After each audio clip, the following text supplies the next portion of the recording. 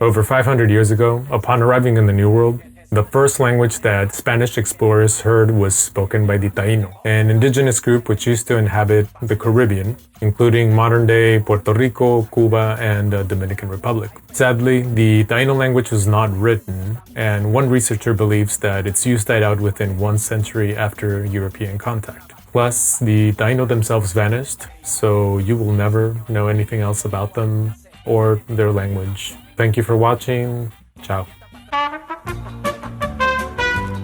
Just kidding, the Taíno and their descendants are still around. And you actually know a few Taíno words, even if you don't know, you know Taíno words. Te saca lo de indio taíno, ya tú sabes, en taparrabo, mamá, en el nombre de Agüeyuaná, no hay más nada, para nada que yo te voy a mentir, yo sé. We previously published a video about Nahuatl words which survived colonialism. And we mentioned that even though Nahuatl had one of the largest documentations out of all of the American Indian languages, its survival didn't do so great.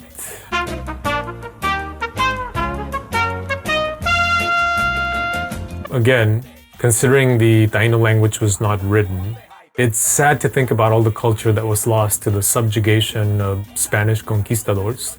But also interesting to think about the survival of the following words, especially when they come from an extinct, or not, group of people. Let's move on to some Taíno words that you didn't know you know.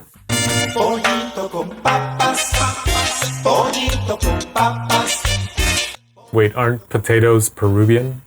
And Peru is not in the Caribbean, so how can potatoes be traced back to Taínos? Judith Herman, who writes about linguistics over at Mental Floss, asked herself the same question, and it turns out that potato comes from its Spanish equivalent, batata, which is derived from the Taíno batata.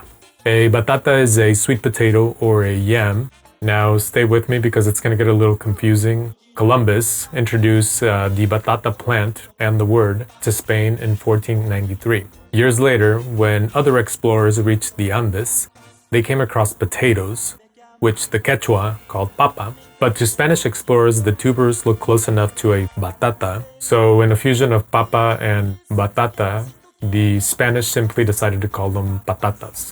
It was then that English speakers took patata as a loan word, but modified it to potato. La barbacoa, la barbacoa. When you think about the 4th of July, America's B-Day, you probably think about fireworks, which originated in China, and also barbecues, which are attributed to the Taíno. Jesus, America, get your own culture.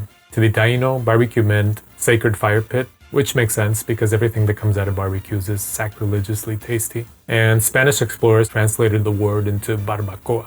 English speakers simply adopted it as barbecue, which interestingly sounds a lot closer to the original pronunciation compared to the Spanish pronunciation. In Latin America, other synonyms for barbecue include asado and parrillada. So if you've been using those because barbecue sounded too white, you can now feel good about taking back the Taíno original. Considering the Spanish are all about siestas, you would assume that hammock would have been their second invention right after humble, modest buildings, but no. The Taíno schooled the Spanish with their hamacas, and the pronunciation remains exactly the same, except it's spelled with a C as opposed to a K. The word was borrowed over to English as that one thing your dad has always wanted to install in the backyard.